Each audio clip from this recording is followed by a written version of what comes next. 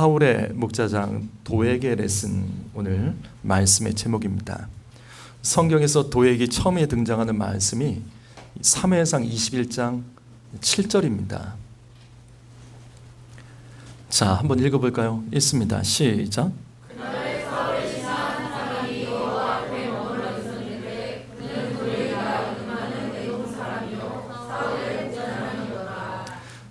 사무엘상 21장부터 사무엘하 1장까지 다윗은 자기를 죽이려고 하는 사울왕을 피해서 20대 전시간 약 10년을 도피 생활을 합니다. 그리고 30세 왕이 되죠. 근데 이때 다윗이 가장 처음으로 도피했던 것이 우리 지난 시간의 말씀처럼 노베에 있는 교회였습니다. 그런데 공교롭게 그곳에는 사울왕이 아끼던 신하 중에 에돔 사람 도액이라는 사람이 있었습니다. 자, 바로 여기서부터 문제가 생깁니다. 사울왕의 목자장 도액은 다윗과 아히멜렉 대제사장의 대화와 그 다음에 다윗이 골리앗의 칼과 이 먹을 것까지 받은 것을 다 옆에서 지켜봤습니다. 그리고 이 사실을 사울왕에게 알렸습니다.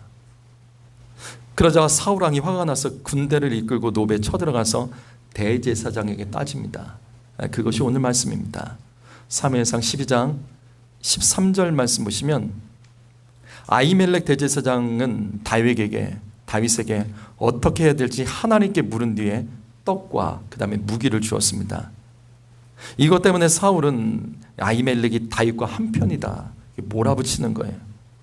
하지만 분명히 이 아히멜렉은 하나님께 기도하고 이 일을 했던 겁니다. 그래서 이 일을 했던 것이기 때문에 이거는 문제가 없다고 말하지만 이 사울의 입장에서 뭔가 화가 가득 있었습니다.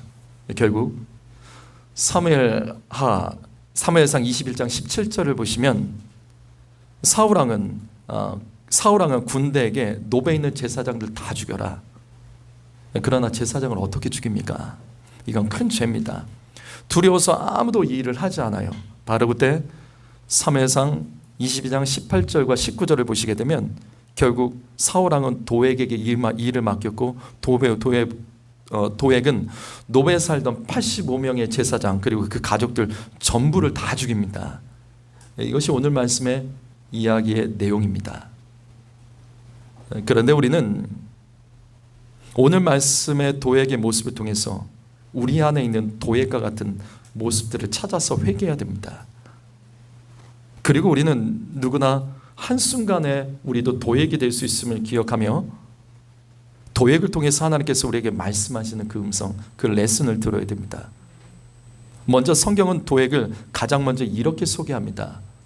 자, 여기 사무엘상 21장 7절을 보시면 사울의 신하였는데도 이 도액은 여호와 앞에 머물렀다라고 성경은 기록하고 있습니다. 여기 여호와 앞에 머물렀다라는 구절을 놓치지 마십시오. 굉장히 특이한 구절입니다. 여호와 앞에 머물렀다라는 이 뜻이 뭐죠? 이 뜻이 뭐죠? 이게 단순하게 해석할 수 있는 내용은 아닙니다. 다행스럽게도 이것을 해석할 수 있는 이 사인이 그 앞절에 한 번 더 나옵니다. 21장 6절 말씀 보시면 진설병 곧 여호와 앞에서 물려낸 떡밖에 없음이라. 그리고 나서 도액에 대해서 여호와 앞에 머물렀다라고 기록되어 있죠. 그럼 여호와 앞에 머물렀다는 뜻이 뭐죠? 여호와 앞에 머물렀다? 여기 여호와 앞이라는 것은 성소를 가리키는 거죠. 그렇죠? 이 진설병은 성소에 있는 겁니다. 제사장만 들어가는 성소를 말하는 겁니다. 다시 말해서 여호와 앞에 성소에 머물렀다는 이 뜻은 도액이 제사장은 아니었기 때문에 성소에 들어갈 수는 없었습니다. 하지만 성전을 가까이 하고 제사장과 굉장히 가까운 사이였던 거예요. 그래서 오늘 말씀에서도 도액이 대제사장 옆에서 다윗과 이 대제사장이 대화하는 내용과 이 모든 것을 보았던 겁니다. 이처럼 도액은 그냥 단순한 종교인이 아니라 하나님을 가까이 했던 믿음의 사람입니다. 이랬던 도액이 오늘 말씀에서 대제사장을 근데 고발해버려요. 그리고 85명의 제사장과 그 가족들을 다 죽게 만듭니다. 성도 여러분, 우리는 바로 여기서 하나님의 음성을 들어야 됩니다. 여러분, 저와 여러분도 도액이 될 수 있습니다. 도액은 태어날 때부터 악했던 자가 아닙니다. 그는 이방인이었지만 우리처럼 하나님을 사랑했고 교회를 가까이 했던 사람입니다. 사울왕은 예배를 안 드렸어요. 그러나 도액은 그의 신하이면서도 성전을 가까이 했고 예배드렸던 믿음의 사람이었습니다. 하지만 이랬던 도액이 85명의 제사장과 그 가족들을 다 몰살했다고요. 그렇다면 하나님께서는 오늘 말씀을 통해서 이 도액을 통해 우리에게 무엇을 레슨하고 계실까? 그 첫 번째, 여러분, 내 안에 거짓말하는 도액을 찾아서 엎드리셔야만 합니다. 여기 9절 말씀 한번 볼까요? 9절 말씀 읽어봅니다. 9절 있습니다. 시작.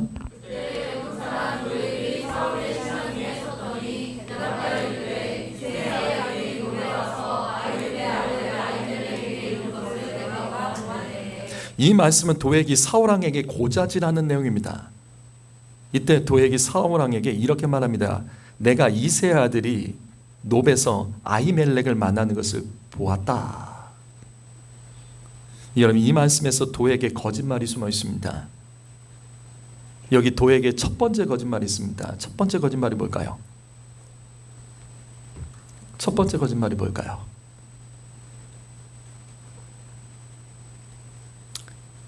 과장입니다.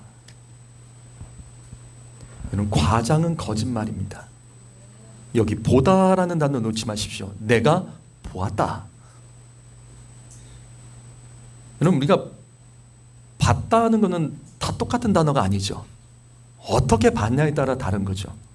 우연히 본 것이 있고 관찰해서 본 것이 있습니다. 그렇다면 도액은 노베서 다윗을 어떻게 본 거죠? 다윗을 어떻게 본 거예요? 도액이 다윗을 따라다니며 본 거예요? 아니죠. 도액이 있는 곳에 다윗이 온 겁니다. 우연히 보게 된 겁니다. 그런데 이 말씀에 보다라는 단어는 히브리어로 이게 다른 단어입니다. 주목하다는 뜻이에요. 조사하다는 뜻입니다. 무슨 말이냐면 도액은 내가 다윗을 우연히 봤다가 아니에요. 왕에 대한 충성심으로 다윗을 감시하다가 본 것으로 이야기를 한 겁니다. 내가 다윗을 주목해서 봤습니다.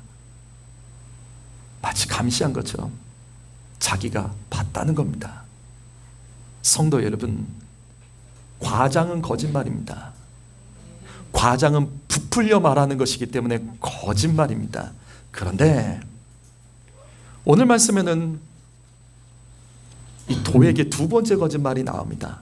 그게 뭔지 아세요? 그게 뭘까요? 과장과 반대인데 그게 뭘까요? 과장과 반대 뭘까요? 그것은 바로 생략입니다. 여러분, 생략도 거짓말인 거 아세요? 과장은 없는 사실을 부풀린 거죠. 반대로 이 오미션, 이 생략은 반대입니다. 있는 사실을 빼먹는 겁니다. 있는 사실을 빼먹는 거라고요. 그래서 이 말씀을 보시면 다윗이 지금 생략한 게 있습니다. 다윗에게 생략한 거. 다윗은 분명히 지금 이 말씀처럼 노베서 왔을 때 다윗이 노베 왔을 때 다윗은 사울왕이 보냈다라고 지금 말하는 거죠. 다윗이 거짓말한 거예요. 아히멜렉은 다윗이 왕이 보내서 온 줄 알았습니다. 그런데 문제는 뭐예요? 도액이 이 말을 빼버렸어요. 바로 옆에서 지켜봤는데도 다윗의 거짓말을 빼버렸습니다. 이 말을 빼버리니까 어떻게 돼요? 다윗과 아히멜렉이 한편이 돼 있는 거예요. 아히멜렉 대제사장이 속은 건데 지금 한패로 그냥 묶어버린 겁니다. 그래서 다시 사무엘상 22장 13절 말씀 보시면 사울왕이 노베에 쳐들어와서 아히멜렉 대제사장에게 따지는 말씀이에요. 이 보십시오. 도액이 말한 그대로 하죠. 도액이 과장한 것과 생략한 거짓말을 그대로 말해서 왜 다윗이 왔을 때 신고하지 않았냐, 왜 그를 도와지 않냐며 너 공모자다, 너 같은 패거리다 하면서 사울왕이 흥분하고 있는 겁니다. 결국 노베에 있는 제사장들과 아이들이 이렇게 해서 다 죽게 되는 겁니다. 도액이 있는 그대로 말만 했어도 되는데 과장하지도 말고 생략하지도 말고 있는 그대로 말만 했어도 이 지경이 되지 않았을 텐데 그 말 몇 마디가 제사장 85명과 가족을 다 죽였다고요. 성도 여러분, 거짓말이 이런 겁니다. 여러분, 거짓말은 정말 무서운 겁니다. 저는 거짓말에 대한 설교를 교회에서 자주 했죠. 그래서 잠언 6장 16절에서 19절을 보시면 여호와께서 미워하시는 것, 싫어하시는 것이 성경에 약 7가지가 있다고 정확히 기록되어 있어요. 교만한 눈, 거짓된 혀, 죄 없는 자의 피를 흘리게 하는 손, 악한 계계를 꾀하는 마음, 빨리 달려가는 발, 악으로 달려가는 발, 거짓말하는 증인, 형제 사이에 이간질하는 것. 이 중에 거짓말에 해당되는 게 3가지입니다. 3가지. 하나님께서 싫어하는 7가지 중에 하나님은 거짓말을 그 중에 3가지를 싫어한다는 거예요. 여기 마지막 이간질이 지금 도액이 한 거죠. 과장하고 말을 부풀리거나 생략해서 사람들 사이를 이간질하는 거예요. 벌려놓는 거예요. 거짓말 하나님께서 이처럼 싫어하십니다. 우린 이 말씀을 통해서 깨달아야 되는 거예요. 하나님 정말로 거짓말 싫어하십니다. 그리고 거짓말은 우리의 일상생활에서 너무나도 쉽게 짓는 죄라는 사실을 깨달아야 됩니다. 그것은 마귀가 가장 많이 사용하는 무기가 거짓말이라는 거예요.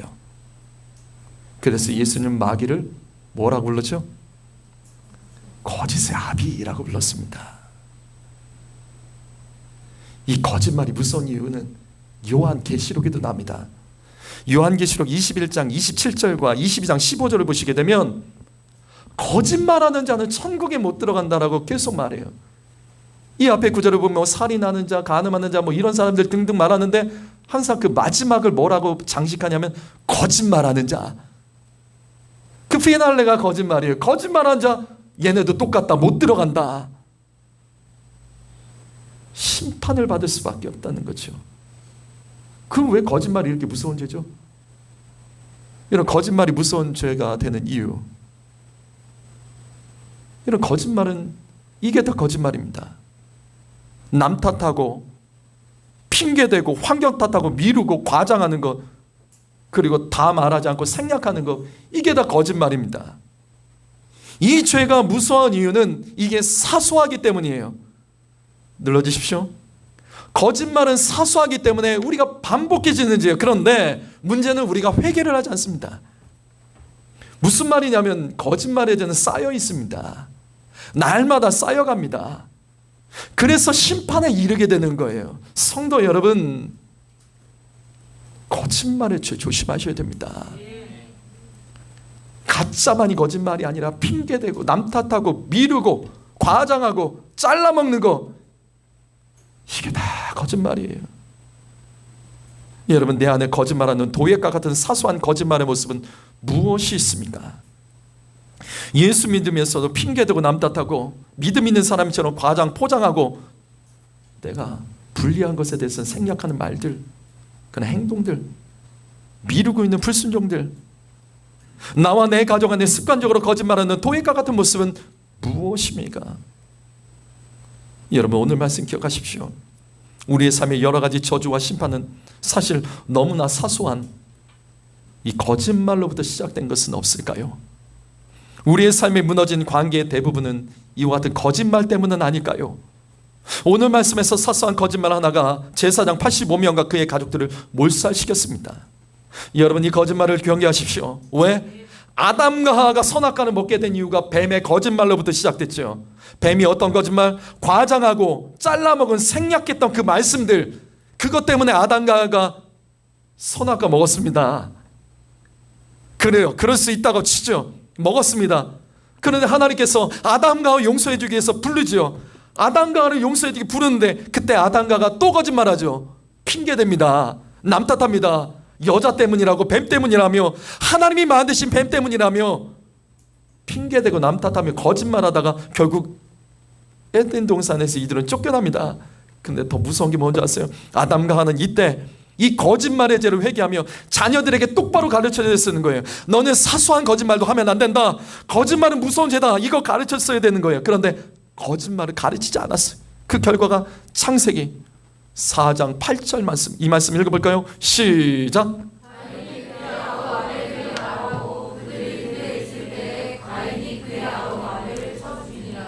가인이 아벨에게 말하고, 가인이 아벨에게 말하고, 여기서 말하다라는 구절에 여러분이 가지고 있는 성경을 보면 각주가 달려 있습니다. 그 각주에 뭐라고 써 있냐면 우리가 들로 나가자라고 되어 있어요. 무슨 말이에요? 꿰어낸 겁니다. 죽이려고 꿰어낸 겁니다. 거짓말한 거예요. 그리고 죽입니다. 그런데 바로 이 다음 구절이 뭐죠? 우리 다 아는 말씀, 다 아는 말씀. 이 다음 구절 4장 9절 말씀. 하나님께서 아담과 하와처럼 가인에게 회개할 기회를 주세요. 가인아, 아벨이 어디 있느냐? 그때 가인이 거짓말하죠. 모릅니다. 그리고 핑계대고 남 탓하며 과장하며 생략해서 말합니다. 내가 아우를 지키는 자입니까? 성도 여러분, 가인과 도액을 손가락질하면 안 됩니다. 우리도 나와 내 가정 안에서 가인처럼 도액처럼 너무나 쉽게 거짓말하는 것은 없습니까? 사소한 거짓말이에요. 핑계, 남 탓, 환경 탓, 미루는 것, 과장하는 것, 잘라먹고 생략하는 말들. 여러분, 이것을 큰 죄로 인정해야 됩니다. 그래서 쌓이고 쌓여서 심판에 이르지 않습니다. 작은 거짓말도 죄로 인정하며 오늘 나의 삶에서도 내가 거짓말한 것은 없는지 돌아보며 우리 엎드릴 때 하나님이 진정한 구원의 역사, 거류의 역사가 우리의 삶 가운데 일어나게 될 줄 믿습니다. 두 번째로 하나님께서 도액을 통해서 우리에게 가르쳐주시는 그 레슨, 그것은 바로 여러분 내 안에 물질을 쫓고 있는 도액을 찾아서 엎드리십시오. 여기 사무엘상 21장 7절을 보시면 자, 도액을 성경이 이 소개하는 구절이 아주 특이합니다. 에돔 사람인데 목자장입니다. 성경에서 목자장이라는 단어 본 적 있으세요? 목자장이라는 단어가 안 나옵니다. 딱 2번밖에 안 나와요. 목자장이 뭐죠? 이 단어를 성경에서 잘 나오지 않으니까 잘 모를 거예요. 목자장이 뭐죠? 목자장? 말 그대로 보시면 돼요. 양치기의 우두머리를 목자장이라고 그러죠. 그런데 사울의 목자장입니다. 그럼 무슨 뜻이죠? 사울에게도 목장이 있었겠죠. 왕이었기 때문에 목장이 있었겠죠. 그거는 작은 규모는 아니었을 겁니다. 하나도 아니었을 거예요. 바로 이겁니다. 사울의 여러 가지 목장, 많은 목장을 총관리하는 자가 이 목자장입니다. 자, 그러면 퀴즈. 사울에게 목장이 왜 필요하죠? 사울에게 목장이 왜 필요하죠? 제사 지내려고? 이건 아니잖아요. 그렇죠? 목장이 왜 필요하죠? 당시 목장은 재산입니다. 따라서 사울의 목자장은 재산 관리라는 뜻이에요. 근데 신기하죠? 이스라엘 사람이 아닌 에돔 사람에게 어떻게 이 일을 맡겼죠? 이스라엘 사람이 아닌 에돔 사람에게 일을 맡겼습니다. 성경은 이것을 계속 강조해서 도액을 소개할 때마다 성경은 에돔 사람이라고 강조해요. 이게 어떻게 가능할까요? 도액이 갖다 바친 겁니다.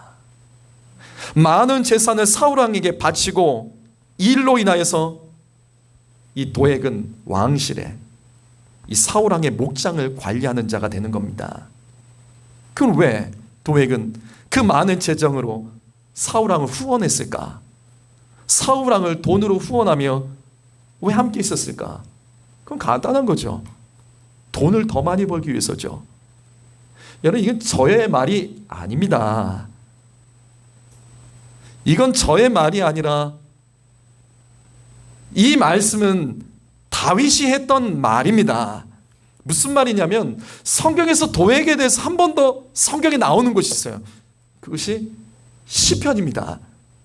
시편 52편 2절과 3절 한번 먼저 보실까요? 자, 읽어봅니다. 자, 시작.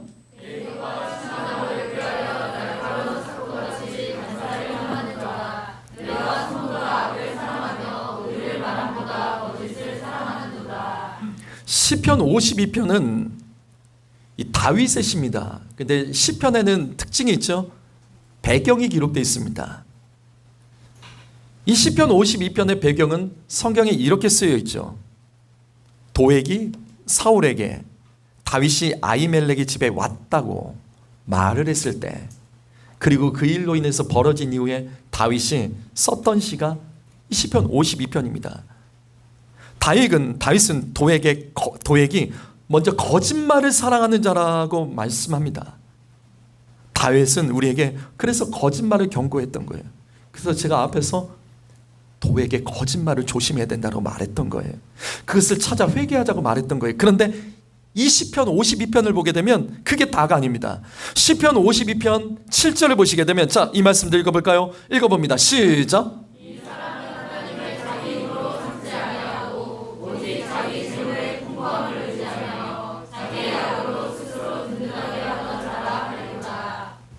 도액이 이런 사람이에요.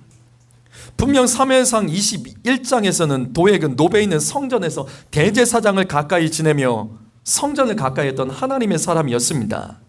하나님 앞에, 여호와 앞에 머물렀다고 성경은 기록할 정도로 그가 단순히 성소에 머물렀다가 아니라 여호와 앞에 머물렀다. 진짜 하나님 가까이 했던 사람이에요. 그런데 다윗은 그를 영적으로 다시 봅니다. 그는 하나님을 자기의 힘으로 삼지 않은 자다. 정체를 안 거예요. 다윗은 도액이 왜 그렇게 악을 행했는지 그거를 정확히 기억합니다. 도액은 재물의 풍성함을 자기의 힘으로 여겼기 때문이라고 다윗이 말하고 있는 거예요. 바로 이겁니다. 도액은 하나님을 예배했죠. 왜 예배했냐면 물질의 축복을 주시는 하나님을 믿었던 겁니다. 도액은 제사장을 가까이 했죠. 제사장은 어떤 사람이 되어야 되는 거예요? 도액이 돈의 축복을 받도록 제사를 드려주는 무당 정도로 같이 여겼던 겁니다. 무당 정도로 여겼던 겁니다. 그래서 도액은 늘 삶이 돈에 대한 염려와 걱정, 이것으로 살아갔던 사람입니다. 그래서 도액의 이름의 뜻이 뭔지 아세요? 불안과 걱정입니다. 그러니까 뭘 불안해하는 거예요? 뭘 걱정하는 거예요? 늘 재물에 대한 불안과 걱정 속에서 치열하게 살아갔던 사람, 그 사람이 도액입니다. 그렇기 때문에 오늘 말씀에서 사울왕의 호위대들 등 사울왕이 너 가서 제사장 죽여라 라고 했을 때 하나님을 두려워하여 죽이지 않았습니다. 근데 도액은 다르죠. 사무엘상 22장 18절에서 19절을 보십시오. 도액은 다른 사람과 달리 제사장 죽이는 걸 두려워하지 않습니다. 왜냐하면 도액이 두려운 것은 하나님이 아니라 재물이었기 때문이에요. 사울왕에게 인정받고 돈을 버는 것이 그에게 더 중요했기 때문입니다. 그래서 이 말씀 다시 보십시오. 사울왕은 도액에게 누굴 죽이라고 해요? 제사장만 죽이라고 합니다. 근데 이 도액은 85명의 제사장뿐만 아니라 그 가족과 거기에 있는 소와 낙이 다 죽였습니다. 여러분, 보통 이 정도 죽이려고 하면 사람이 원한이 있어야 되는 거 아니에요? 보통 원한이 있어야 이 정도 죽이는 건 아닙니까? 근데 도액은 아니 왜 이렇게까지 하냐고요. 굳이 왜 이렇게까지 했냐고요. 이렇게까지 할 필요성이 있습니까? 왜 그랬을까? 도액은 돈에 대한 불안과 염려 때문에 사울왕에게 인정받아야 되는 거예요. 더 인정받아야 되는 거예요. 더 인정받기 위해서 남들이 안 하는지 사울왕이 말한 것보다 그 이상의 것을 함을 통해서 왕에게 인정받아 그를 통해서 복을 받기를 원했던 거예요. 그것은 저의 말이 아니라 시편 말씀이라고요. 다시 시편 52편 7절 말씀을 보시면, 그래서 다윗은 도액을 이렇게 소개합니다. 하나님을 의지하지 않고 재물의 풍성함을 위하여 악한 일도 행하는 사람. 하나님과 함께 있는 것보다 돈을 따라다니며 돈에 있는 곳에 든든히 서려고 하는 사람, 이 사람이 도액이다 라고 성경은 말씀하고 있는 거예요. 여러분, 바로 이거예요. 다윗이 이때 그래서 결단을 합니다. 도액을 보고 결단을 하는 거예요. 무슨 말이냐면 이 다음 구절이 뭔지 아세요? 시편 52편 8절 이 구절이 뭔지 아십니까? 볼까요? 읽겠습니다. 시작.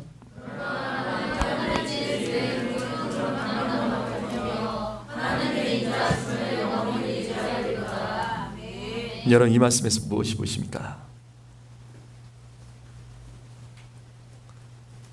다윗이 왜 이런 결단을 했는지 우리는 알 수 있죠.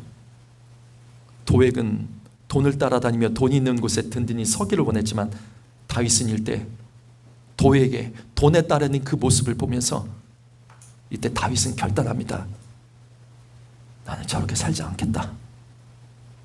다윗은 하나님 집에서 푸른 나무가 되겠다라고 결단을 합니다.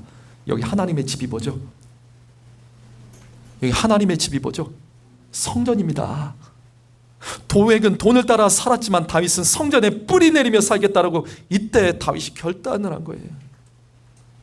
사무엘상 21장의 이 사건은 다윗의 인생을 바꾼 겁니다. 성도 여러분, 바로 이거예요. 여러분 한 주간 어디에 무엇에 뿌리 들며 여러분 사셨습니까? 도액처럼 돈을 따라다니지 않으셨습니까? 하나님의 말씀과 기도 없이 살아가는 것보다 돈 없이 살아가는 것을 더 두려워하고 염려하진 않으셨습니까? 지난주 수요일 말씀을 기억하십시오. 잠언 28장 22절 말씀. 악한 눈이 있는 자는 재물을 얻기에만 급급하고 빈궁이 자기에게로 임하는 줄을 알지 못하느니라. 여기 악한 눈이 있는 자, 이 사람은 재물을 얻기에 급급하다는 거예요. 그런데 히브리어 성경에 보게 되면 여기 재물을 얻다에 얻다라는 구절이 없다고요. 따라서 이 구절은 악한 눈을 가진 사람은 그 눈이 돈만 따라다닌다는 거예요. 그 눈이 돈만 따라다닌다는 거예요. 성도 여러분, 이 땅에서 돈과 성공을 따라다니는 눈을 조심하십시오. 그것만 바라보는 자가 되지 마십시오. 그래서 빈궁이 그 삶 속에 찾아오는 겁니다. 그래서 나아지지 않고 빼앗기는 겁니다. 제가 늘 말씀드리잖아요. 안 되면 안 되는 이유가 있다고요. 어려워지면 어려워지는 이유가 있는데 그것을 딴 데 찾지 마세요. 내가 무엇을 바라보는지, 내가 무엇을 중요하게 여기는지, 무엇을 가까이 하는지 그걸 보셔야 되는 겁니다. 돈과 성공을 따라다니는 눈이 되면 안 됩니다. 말씀 따라가십시오. 기도하는 자를 찾아다니는 눈이 되십시오. 교회를 살아가고 다윗처럼 교회에 뿌리를 내는 신앙인이 되셔야 됩니다. 잠언 8장 21절 말씀 읽어볼까요? 있습니다. 시작.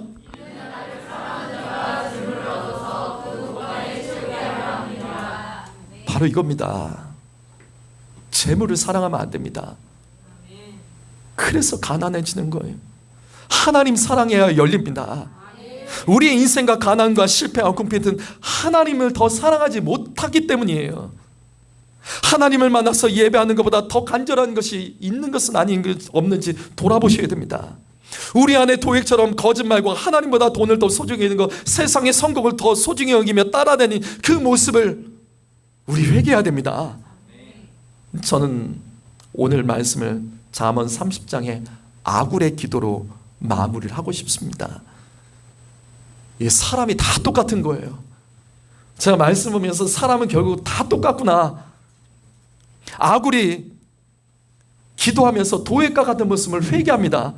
그리고 그가 하나님께 구하는 기도문을 보자고요. 잠언 30장 7절과 8절 말씀. 자, 우리 한번 천천히 읽어볼까요? 읽어봅니다. 자, 시작.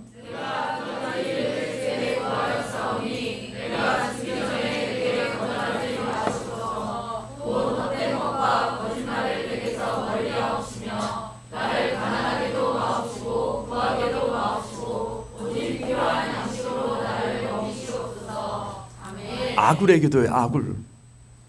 두 가지를 평생 기도합니다. 두 가지를 평생 기도했다고요. 그 첫 번째가 뭐죠?